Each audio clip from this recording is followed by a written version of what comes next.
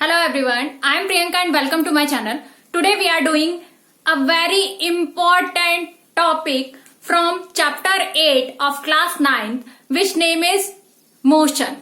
Okay, in this video we will talk about two measurements of motion and basically a difference between two measurements, which is distance versus displacement. Okay, so let's start for the today's session.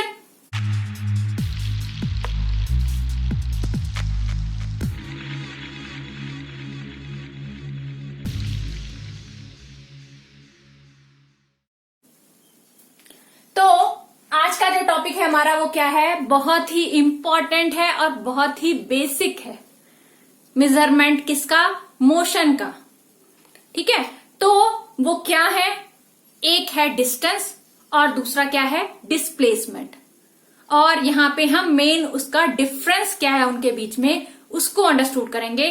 काफी times हमारे पास ये doubt रह जाता है कि distance और displacement में basic difference क्या है. ठीक है, तो सबसे पहले हम समझते हैं कि जो डिस्टेंस होता है वो क्या होता है. ठीक है, तो अगर हम डिस्टेंस की बात करें, उसकी डेफिनेशन की बात करें तो वो क्या है? The complete length of the path between any two points is called distance. Distance क्या कहलाता है? एक पॉइंट से दूसरे पॉइंट तक कौन सा पाथ लिया गया है, वो जो पूरा कंप्लीट पाथ होगा वो क्या कहलाएगा? डिस्टेंस कहलाएगा.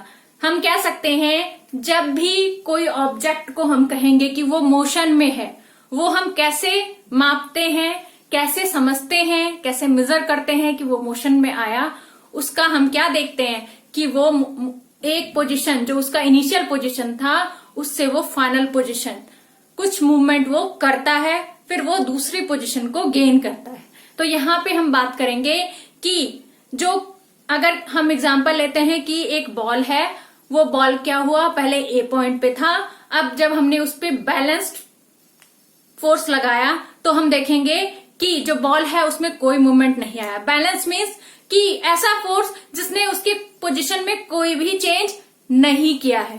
ठीक है, तब दोबारा से हम क्या करेंगे, उसी बॉल पे हम क्या करेंगे, एक अनबैलेंस्ड फोर्स लगाएंगे. मीन्स कि उस फोर्स लगाने पे जो बॉल है उसमें मूवमेंट आ जाएगा. मूवमेंट आने के बाद वो कुछ डिस्टेंस को क्या करेगा? ट्रेवल करेगा. ठीक है, कुछ दूरी तय करेगा. उसने अपनी पोजीशन जो उसकी इनिशियल पोजीशन थी उसको उसने चेंज करके वो कहां चला गया? फाइनल पोजीशन पे चला गया. ठीक है, तो जो वो पाथ लेता है, तो वो जो टोटल पाथ गेन किया उसने ट्रेवलिंग के टाइम पे, तो वो कंबाइन इफेक्ट क्या कहलाता है? डिस्टेंस कहलाता है. ठीक है, हम यहाँ पे एक एग्जांपल के थ्रू इसको समझते हैं कि हम देखते हैं कि यहाँ पे अगर एक बॉल है वो ए पॉइंट पे रखा हुआ है और जब उस पे हमने अनबैलेंस्ड फोर्स लगाया है तो वो ओ पॉइंट पे रीच किया और फिर बाद में फिर से अनबैलेंस्ड फोर्स लगाया तो वो बी पॉइंट पे रीच किया. ठीक है, तो इस कंडीशन में हम देख रहे हैं जो टोटल डिस्टेंस ट्रेवल्ड बाय जो ऑब्जेक्ट होगा, जो हमने बॉल लिया, वो क्या होगा? यहाँ पे ए ओ प्लस ओ बी, ये पूरा डिस्टेंस जो है वो क्या कहलाता है? हमारा डिस्टेंस कहलाता है कि पूरा पाथ क्या लिया है. ठीक है, तो अकॉर्डिंग टू डेफिनेशन ये हो गया. अगर हम यहाँ पे डिफरेंस देखें कि डिफरेंस क्या होगा, यहाँ पे डिस्प्लेसमेंट क्या होता है बेसिकली, अगर उसकी डेफिनेशन की बात की जाए तो वो क्या है?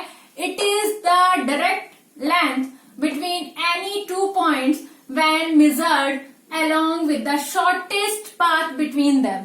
क्या कह रहा है यहाँ पे कि शॉर्टेस्ट पाथ लिया जाता है इन case of displacement. Shortest path means यहाँ पे ए पॉइंट से बी पॉइंट तक जाने में सबसे छोटा पाथ जो होगा, ठीक है, जो सबसे छोटा पाथ होगा वो क्या कहलाएगा? हमारा डिस्प्लेसमेंट कहलाता है.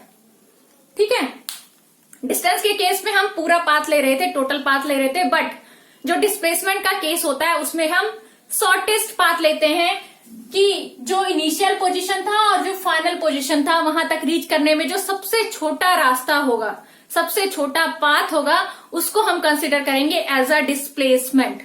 ठीक है। सेकेंड पॉइंट की अगर बात करें डिस्टेंस की, तो वो क्या होता है, it is represented by symbol D. इसको हम डी से रिप्रेजेंट करते हैं, स्मॉल डी से रिप्रेजेंट करते हैं। और इन केस ऑफ डिस्प्लेसमेंट हम किससे रिप्रेजेंट करते हैं, स्मॉल एस से रिप्रेजेंट करते हैं। ठीक है। डिस्टेंस के थर्ड पॉइंट की बात करें तो वो क्या है, it is a scalar quantity, means it is only has magnitude not the direction. क्या कहा जा रहा है, इसको हम क्या कहते हैं, स्केलर क्वांटिटी कहते हैं। स्केलर क्वांटिटी का मतलब क्या होता है, स्केलर क्वांटिटी का बेसिकली मतलब होता है कि कुछ वैल्यू का होना। मीन्स हम यहां पे कहेंगे कि मैग्नीट्यूड होना। मैग्नीट्यूड मीन्स क्या होता है कि कोई वैल्यू होती है किसी, अगर हम यहां मेजरमेंट की बात कर रहे हैं कि ट्रेवलिंग हो रही है किसी बॉल की एक जगह से दूसरी जगह, तो उसने कितना दूरी तय किया, कितना डिस्टेंस यहां पे फाइंड आउट करेंगे किसकी हेल्प से, जो न्यूमेरिकल वैल्यू होगा, जो मैग्नीट्यूड होगा एक पॉइंट से दूसरे पॉइंट में जाने में। जैसे हम बात करते हैं कि किसी कार ने मूवमेंट किया तो 1 आवर में वो क्या कर रहा है, 2 किलोमीटर गया है। तो यहां पे जो 2 किलोमीटर है वो क्या है, वो उसने न्यूमेरिकल वैल्यू गेन की है। ठीक है। तो अगर हम इस तरीके से बात करते हैं कि वो क्या किया है, कार जो है 1 आवर में 2 किलोमीटर ट्रेवल किया है, तो यहां पे हम क्या बता रहे हैं कि वो डिस्टेंस को मेंशन कर रहे हैं कि 2 किलोमीटर न्यूमेरिकल वैल्यू बता रहे हैं कि उसने पाथ को गेन किया है, डिस्टेंस को ट्रेवल किया है। ठीक है। तो जो स्केलर क्वांटिटी होता है इसका मतलब क्या होता है, यहां पे हम ओनली मैग्नीट्यूड की बात करते हैं। ठीक है। ना ही कोई डायरेक्शन की बात करेंगे। बट इन केस ऑफ अगर डिस्प्लेसमेंट की बात करें तो वहां पे हम देखेंगे कि it is a vector quantity. ये क्या है, एक वेक्टर क्वांटिटी है, because it depends upon magnitude as well as direction. जो वेक्टर क्वांटिटी होती है, बेसिकली इसका मीनिंग क्या है कि यहां पे हम देखेंगे जो मैग्नीट्यूड होगा ट्रैवलिंग करने के टाइम पे, जो वैल्यू आएगी न्यूमेरिकल वैल्यू, और जो डायरेक्शन होगा, इन दोनों को साथ साथ कंसिडर किया जाता है। डिस्टेंस के केस में हमने देखा था कि खाली वैल्यू को, खाली मैग्नीट्यूड को कंसिडर किया जाता है। But in case of displacement यहाँ पे वैल्यू, जिसको कि हम मैग्नीट्यूड कह रहे हैं, एज वेल एज जो डायरेक्शन होगा कि किस डायरेक्शन में मूवमेंट हो रही है, उसको भी कंसिडर किया जाता है। ठीक है। फोर्थ पॉइंट की अगर हम बात करें तो वो क्या होगा, it has only positive values. क्या होगा कि इसकी ओनली पॉजिटिव वैल्यूज होती है डिस्टेंस की केस में। बट अगर डिस्प्लेसमेंट की बात करें तो वो क्या होता है, it has positive, negative and even zero value also. क्या होता है, यहाँ पे पॉजिटिव वैल्यू भी होती है, नेगेटिव वैल्यू भी होती है और जीरो वैल्यू भी आती है इन केस ऑफ डिस्प्लेसमेंट। ठीक है। डिस्टेंस, जो फिफ्थ पॉइंट है डिस्टेंस का, वो क्या है, distance is not indicated with an arrow.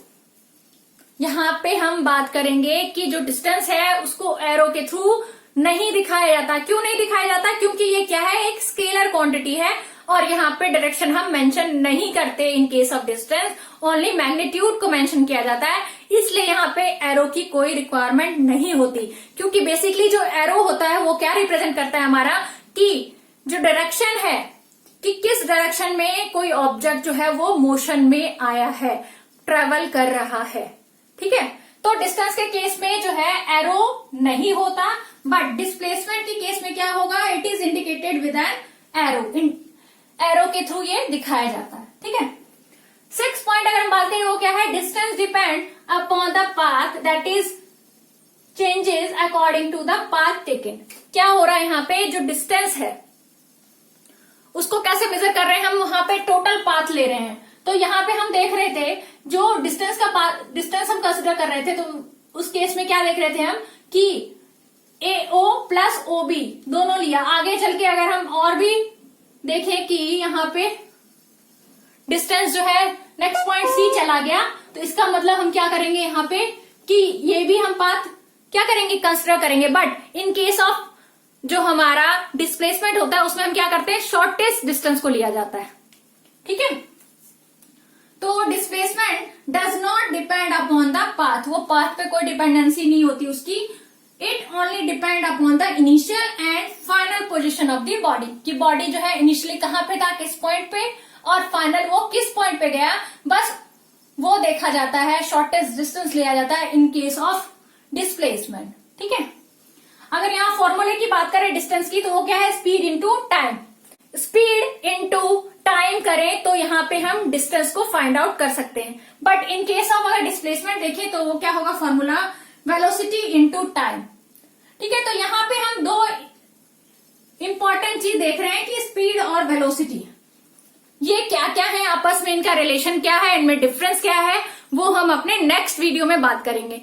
ठीक है, तो आज का वीडियो यहाँ पे मैं एंड करते हुए आप लोगों से रिक्वेस्ट करूंगी कि अगर अभी तक आपने मेरा चैनल सब्सक्राइब नहीं किया है तो प्लीज उसे सब्सक्राइब करें, और अगर आपको ये वीडियो पसंद आया हो तो प्लीज उसे लाइक एंड शेयर जरूर करें। So bye everyone and wait for the next video.